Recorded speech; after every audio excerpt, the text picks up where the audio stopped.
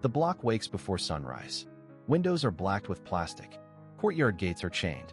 A delivery truck sits abandoned across the tram rails. Nothing moves, yet the place feels watched. We mark the map on the hood of a car. North face is a long avenue with sightlines past 300 meters. East side is a lattice of alleys and service doors. Roofs connect across the block like a broken spine. The objective is a corner building with reinforced shutters and a radio mast. Its ground floor controls the intersection. Its upper floors command every approach. We listen. Air carries the static of hand radios and a faint generator hum. A quadcopter lifts to 60 meters. The feed shows sandbagged windows, a heat trace near a stairwell, two figures on a roof behind a parapet. On the street, a burned bus forms a ready-made roadblock. We treat the whole avenue as a funnel. Every meter forward will be under glass. Civilians complicate the plan. A family hides in a basement across from the objective. Two elderly residents refuse to leave a first-floor flat that overlooks the avenue. A cat runs the gutter and sets off a hanging kin alarm. The place is wired for nerves as much as for explosives. We test the doors on a stand-in building. Breacher checks charge weight. Too little, and you get stuck in a fatal doorway. Too much, and the stairwell collapses on your own push. We set hand signals for the first minute. Point. Move. Cover. Hold. No shouting if it can be avoided. Noise pulls fire.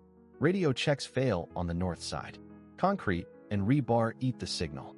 We fall back to line of sight relay. Team leaders rehearse a 3-color panel system for cross-street moves. A drone will carry a strobe to mark the roof team once they break the parapet. Every detail aims to prevent blue on blue. We walk the route of the armor-led breach. The avenue gives speed and shock. It also gives the defenders a clean target. Machine gun apertures in the 3rd floor cover the road at oblique angles. Sand piled in bathtubs will catch fragments and hide shooters from blast over pressure. If the lead vehicle is disabled at the bus, the column locks in place. The fix becomes a kill. We walk the alley infiltration. It offers concealment and multiple entry points. It also compresses the team into single file, forces turns at blind corners, and invites drop traps from upstairs windows. You can touch the walls and still not know who is around you. Every door is a potential backblast hazard. Every stairwell a choke. We study the roofline. Ladders from the quiet side. A crawl beneath satellite dishes.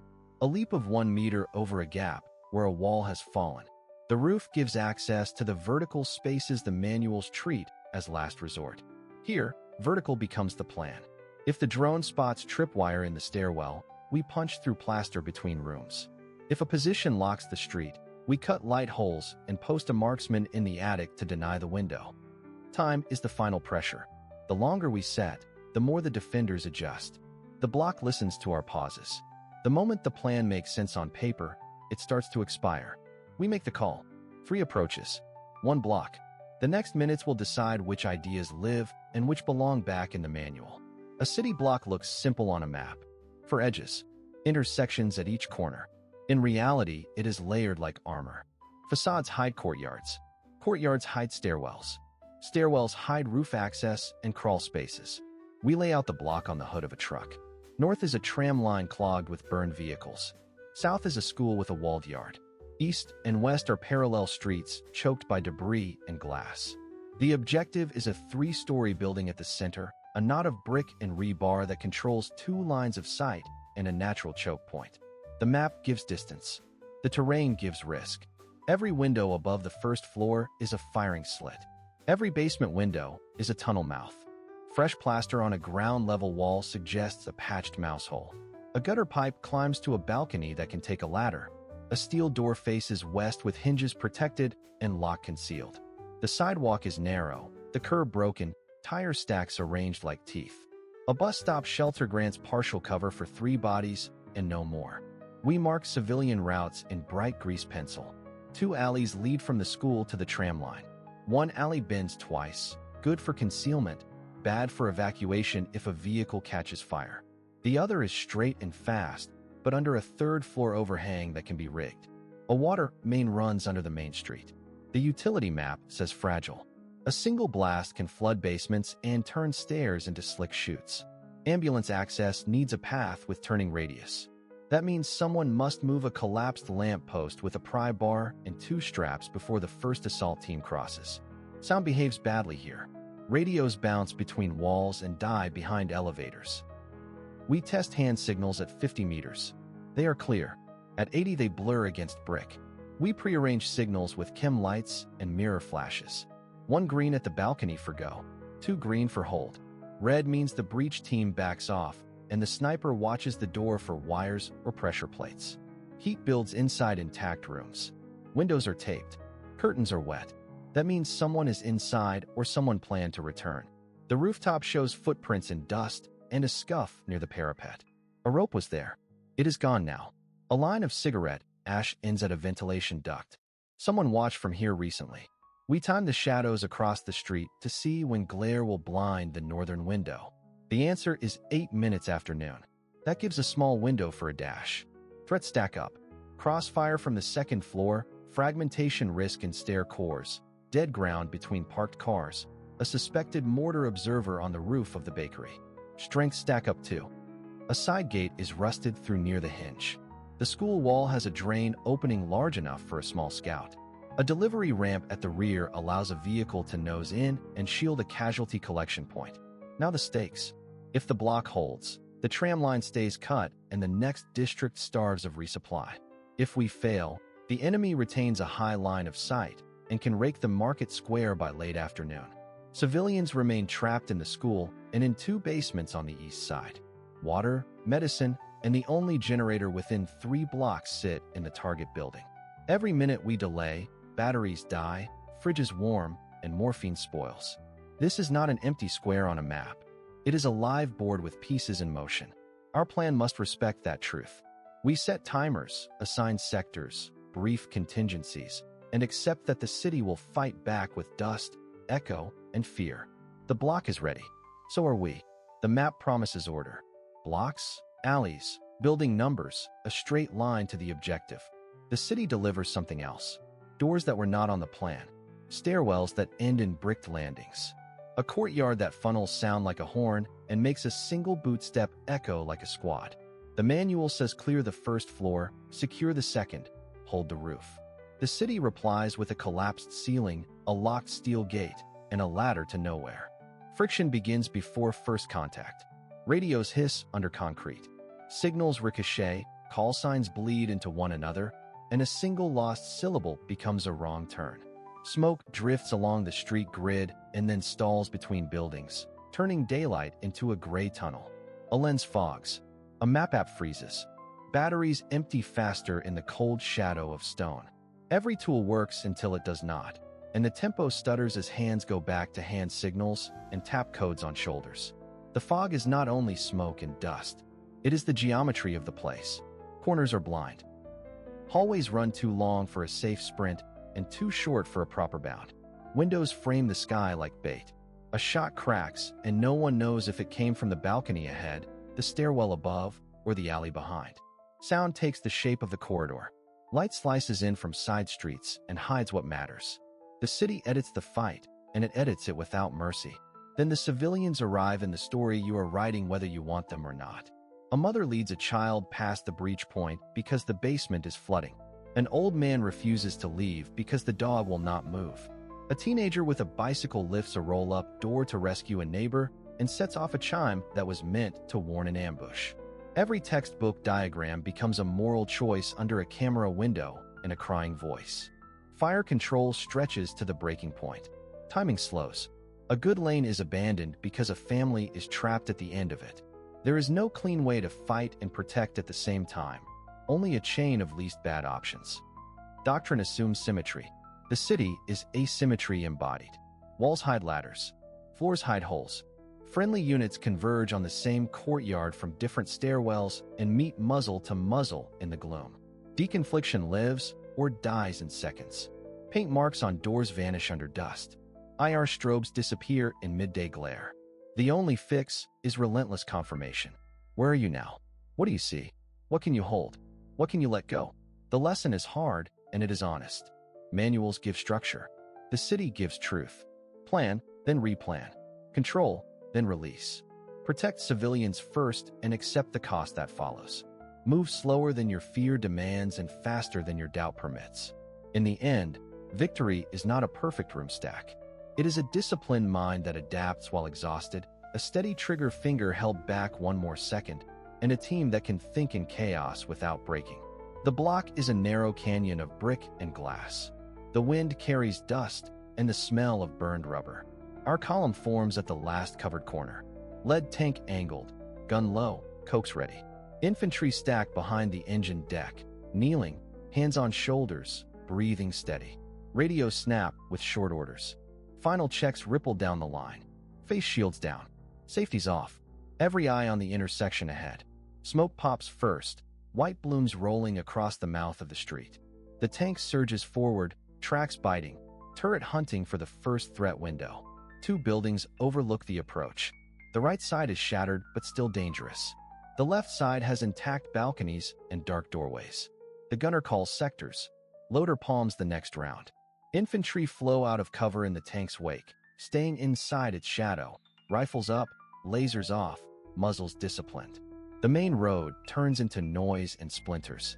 The tank uses short halts. Fire, move, scan, repeat. Brick dust falls in sheets. A machine gun opens from a high floor. The Coax answers with a steady line of sparks that stitch the window frame, then the next. The team on the left peels into a doorway. Another team crosses low behind the rear armor, then bites into a stairwell. One after another, the segments of the block begin to unlock. The kill zone starts at the second light pole. Wire across the curb. A burned car is set exactly where it should force a swerve. The driver keeps straight, crushing the bumper aside, tracks on the center line. The plow smashes a knee-high barricade. A dull thump under the glacis. The hull shudders but holds. The crew mark the spot for the engineer cart that follows and push on. Inside the buildings, the infantry clear rooms with measured speed. Door, flash, angle, call clear. No shouting, only breath, steps, and the scrape of gear. On the roof, a spotter team drops a small quadcopter. The video stalls, then returns. Signal is dirty. They still see what matters. Two figures setting up a tube at the far T-junction. The tank pivots. The main gun speaks once. The junction becomes a crater and a cloud of brick. Civilians appear where the smoke thins. A woman waves a cloth from a doorway. A child stares from a stairwell. The column slows. A marked team moves them to the safe corridor we briefed. The armor holds a hard pause. Gun steady on the far corner, engine growling. Discipline keeps the street from turning into chaos. The clock keeps ticking. A sniper round chips the sight housing. The commander ducks, then pops up through the hatch again. The tank angles to mask the left side and cover the dismounts. The infantry punch a mouse hole through a shared wall to avoid a fatal alley. The breach is loud, but the route is safer. They reappear 2 houses ahead, exactly where the plan needed them. At the final bend, the ambush should happen. Instead, we arrive faster than predicted. The tank rolls through the last sheet of smoke and halts on line. Guns cover every aperture. The block is hours and minutes, not hours. Casualties are light. Collateral is contained. The street is still cruel, but the method works. We log the distances, the timings, the ammunition spent. We mark where doctrine held and where the city forced us to change. The lesson is simple. In a straight push down the main, armor is a shield and a hammer. It wins ground only when infantry move with it, when the plan breathes with the street, and when every meter is earned by speed, discipline, and control. The corridor is narrow and wet, a strip of light pooling under a warped door at the far end. The team halts, rifles steady, backs brushing cracked plaster. No easy entry, no clean angle, only the hard way. The point man kneels and checks the hinges with a gloved thumb. The door is old wood reinforced by a steel band. It will not fold to a kick. It will not listen to a polite knock. The breacher moves up, breathing slow, every motion deliberate. He signals the stack to compress against the wall and lowers his pack onto the tiles. The floor hums with distant engines, and the ceiling ticks with dripping pipes. Time is now measured in breaths. He evaluates what they can risk. A sledge and a shotgun are loud and uncertain. The landing behind them is a funnel, and there is nowhere to hide from a ricochet. They choose the charge. He shapes the solution with steady hands, scanning the frame for weakness. No one speaks. The rear guard watches the stairwell, the second man watches the ceiling, and the point man watches the thin thread of light beneath the door as if it can tell the future. The breacher places the package, fixes it, and runs his line. The team leans away, mouths open, eyes narrowed. Overpressure is a sentence with no appeal. The signal comes. A sharp pull. A held breath.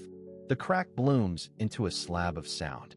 Dust erupts like a gray tide, and the hallway becomes a snow globe of plaster and splinters. The team surges. The door hangs at a crooked angle, and a slice of room opens beyond it. They clear the threshold low and fast, muzzles cutting the gloom. A table is flipped, a curtain breathes in a broken window, a pot rolls in a slow circle on the floor. No movement, no heat signatures. The room is empty, but not safe. They pivot to the next obstacle. The stairwell rises in a cold concrete spiral. The rails are rusted, the steps slick with grit, the light dead on the landing. It is the perfect place to be wrong. The team reorganizes. Point and rear swap. The breacher checks the next door midway up the stairs. Reinforced again. They do not argue with reality. He preps another solution. Faster now. Fingers moving by memory and fear in equal measure. He sets the charge and angles the team to take the blast. The second detonation shudders through the building and rains down black dust. The echo rolls away like thunder, leaving and returning. They flood the landing. A tangle of chairs, a narrow hall, a second doorway yawning left. The air is thick with chalk and burnt glue. The radio crackles once and dies. Comms are broken by the concrete. They switch to touch and gesture. The point man glides along the wall, palms skimming rough paint, heart beating like a metronome. The handle turns without a sound. The door opens to a short room and a final set of steps climbing to the roof. The breacher exhales, shoulders heavy, ears ringing, and takes his place in the middle of the stack. They have made a path where none existed. The hard way does not ask for permission. It asks for precision, for patience, for nerve. They move again, one flight higher, into the next unknown. The first tracer snaps past the corner and the street freezes. The assault team holds on the shadow line while the camera rises to the second floor. Through a broken window, a family is visible. One woman, two children, a grandfather in a chair that cannot be lifted quickly. The map overlay fades in. Primary evacuation route runs east along the tram rails.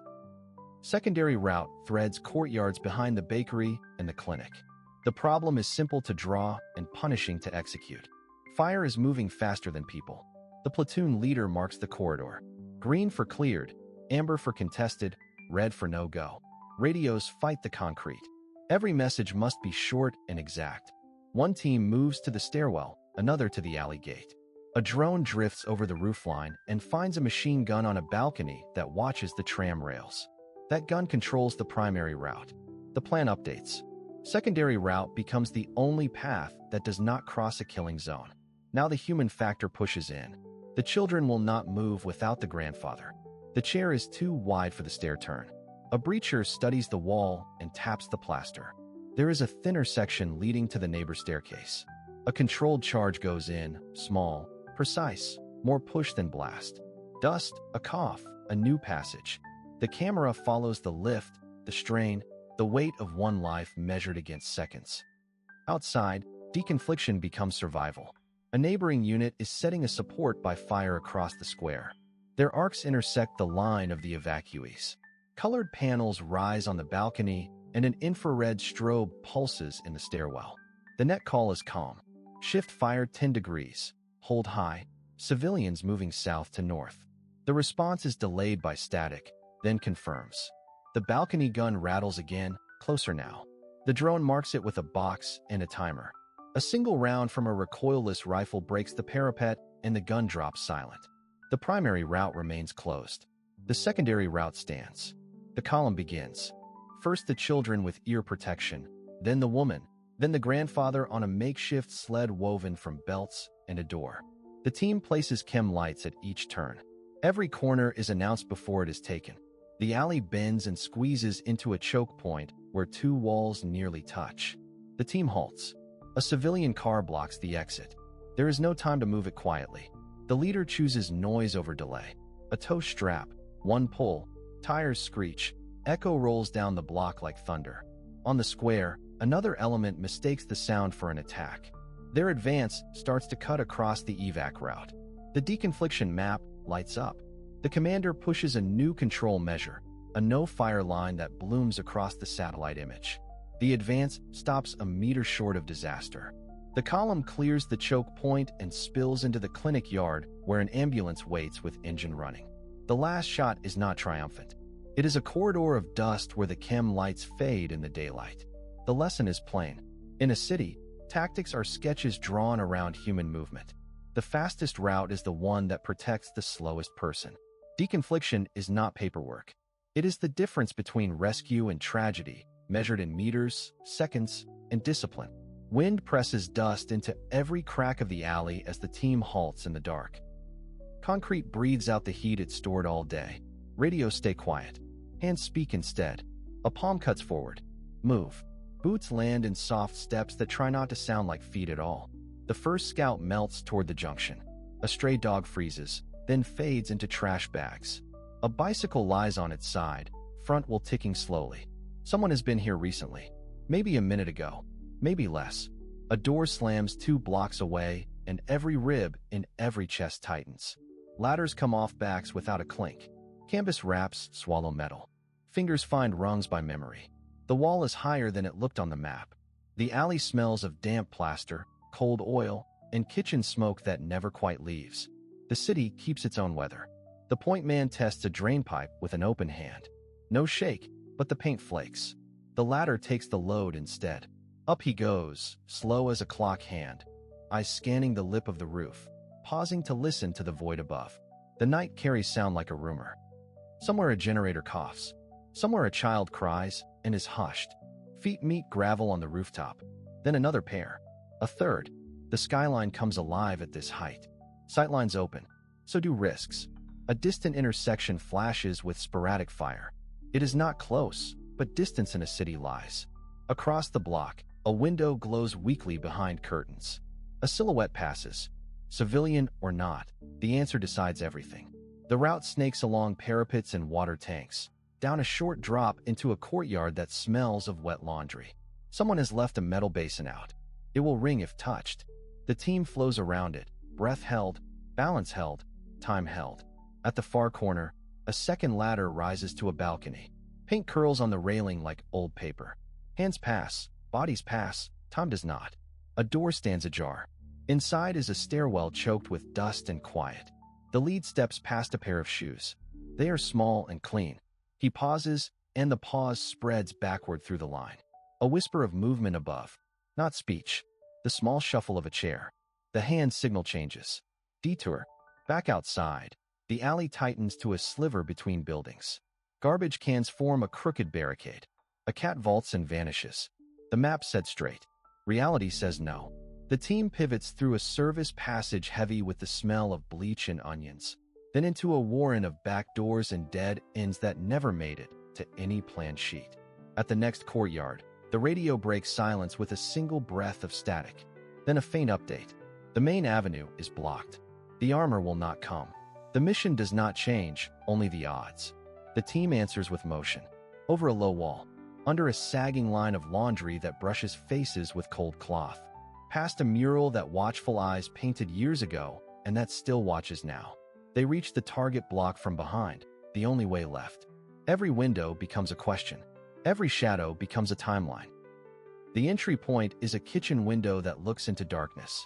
The lead waits for the rhythm of the street to cover the move. A truck rumbles somewhere. On the beat, he slides in and disappears. The others follow, swallowed by the room, by the smell of stale tea, by a chair that is still warm. Inside, the city is closer and quieter than outside. Floors complain. Walls hold secrets. The team spreads through the interior, room by room, corridor by corridor, until the plan on paper and the shape of the building finally agree. No heroics. No noise. Just the slow, unglamorous persistence that keeps people alive when manuals end. They reached one block. They used 3 approaches. This one demanded ladders, alleys, and restraint. In the city, that is a form of force. Cold air hangs in the stairwell. The team breathes in measured rhythm, boots steady on concrete. Each step a controlled decision. Outside, The block looks frozen, but it is not. Windows breathe. Antennas whisper. Somewhere a radio scratches and then dies. The city turns every angle into a question. The drone operator kneels beside a cracked window and launches a quadcopter the size of a helmet. Rotors spin up into a thin metallic whine. The feed snaps to life. Rooftops slide past.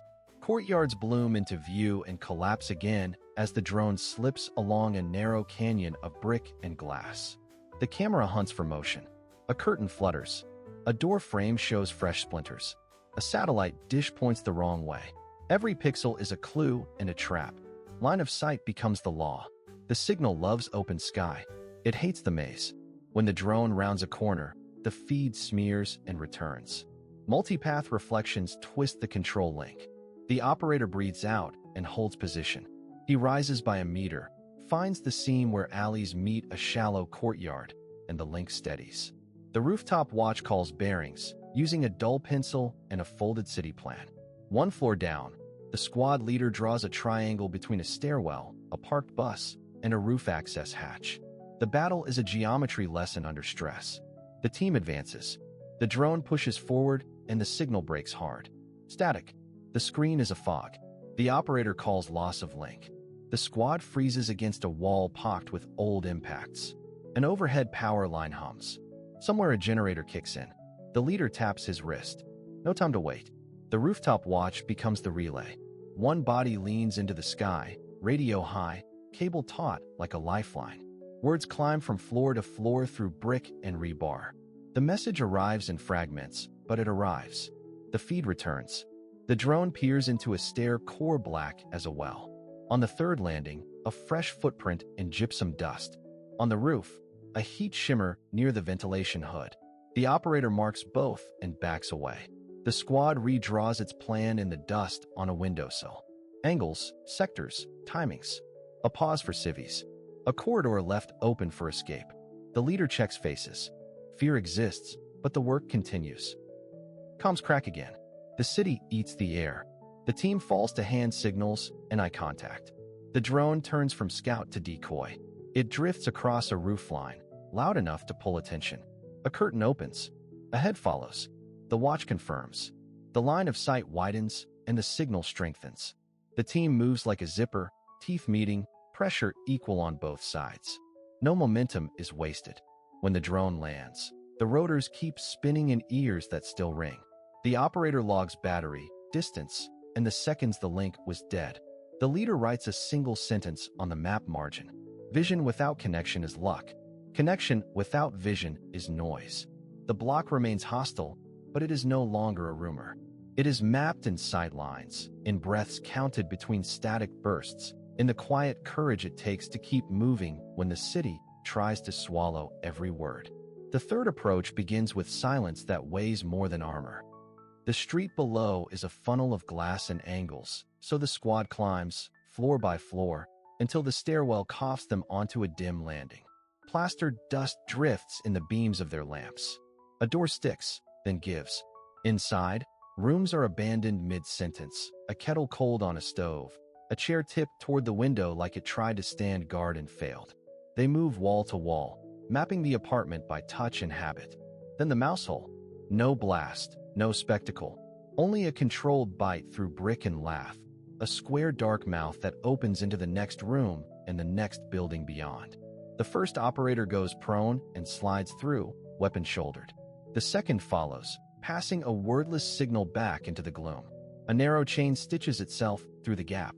The corridor outside remains a kill zone they never touch. On the roof, the city flattens into geometry. Lines of sight intersect like broken spiderwebs. A distant flash marks a muzzle, then vanishes behind corrugated metal. Wind pushes the smoke sideways, and for a second the whole block is a board game. Pieces shifting under uncertain rules.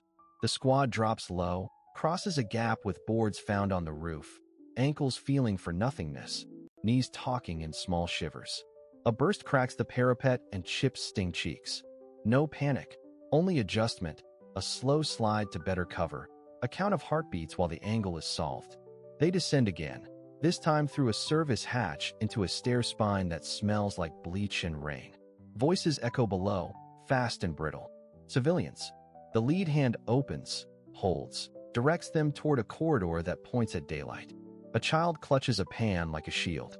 The squad waits, breath locked down, until footfalls fade into the deeper city. Only then do they push to the inner rooms, where walls hold stories and sometimes men with rifles. Another mouse hole. Another crossing. Dust blooms and settles on sleeves. Comms fray for a moment, and the world shrinks to gestures and timing. A door slams somewhere, and the squad freezes into the floor.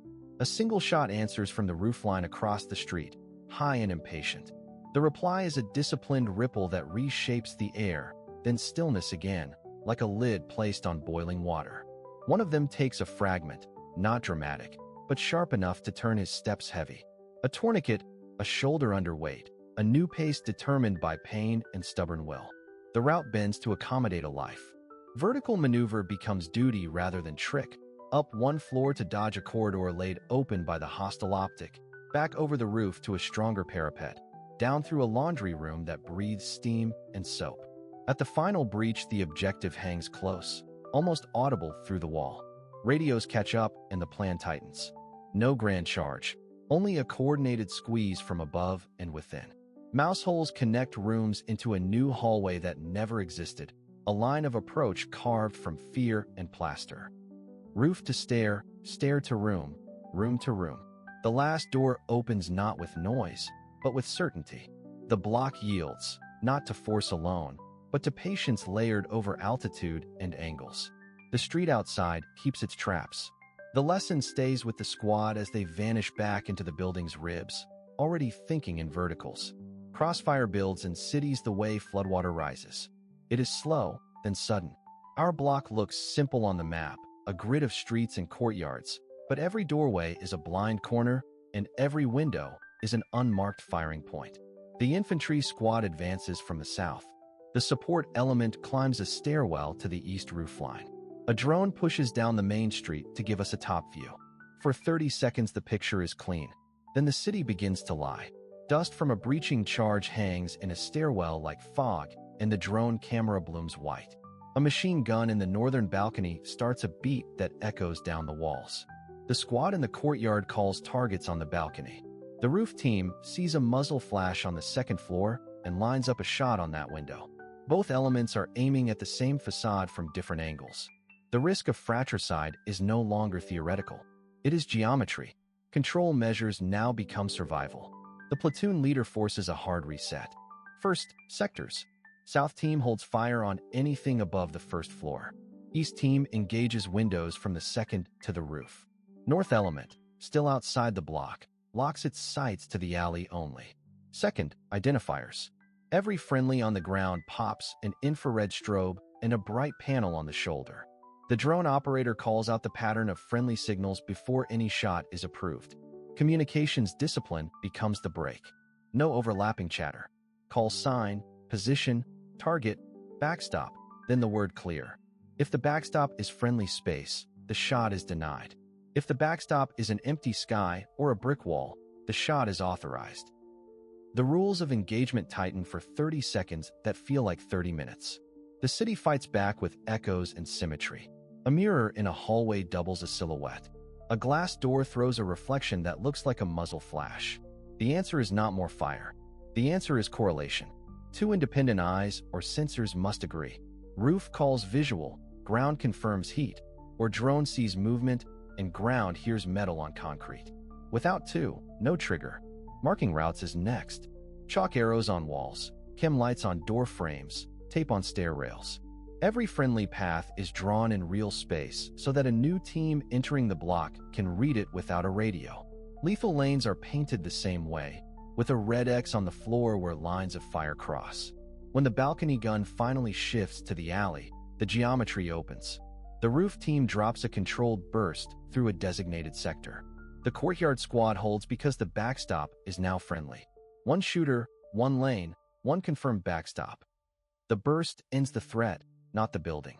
The block remains a maze, but the fratricide trap is disarmed for now. Discipline, identifiers, sectors, correlation, and marked movement have beaten the city's lie for one more minute. Timer stops at 33 minutes and 11 seconds from first contact to last shot. Assault Path 1. The armor-led breach moved fastest in the open but stalled at the first T intersection. The lead vehicle absorbed a shaped charge from a first-floor window. 2 crew wounded, 1 infantryman killed, while pulling security on the rear arc. Collateral impact was severe. Fragmented storefronts, severed water main, and fire in the corner market that forced a detour for the evacuation team. Ground gained measured 2 buildings deep before the platoon consolidated, then yielded half a building when a secondary charge collapsed the stairwell. Assault Path 2, the back alley infiltration, advanced slowest but kept the lowest signature. The latter team crossed 3 courtyards without alerting the main defense. Silent breach on a kitchen door succeeded. A family sheltering in the pantry was escorted out along the planned civilian corridor. 1 soldier suffered a broken wrist during a fall between roofs, no other casualties. Collateral damage remained minimal. 2 doors destroyed, 1 interior wall breached with a reduced charge. Ground gained equaled a full row of attached houses and an intact roofline for observation. Tempo suffered when a jammed radio forced runners to carry updates.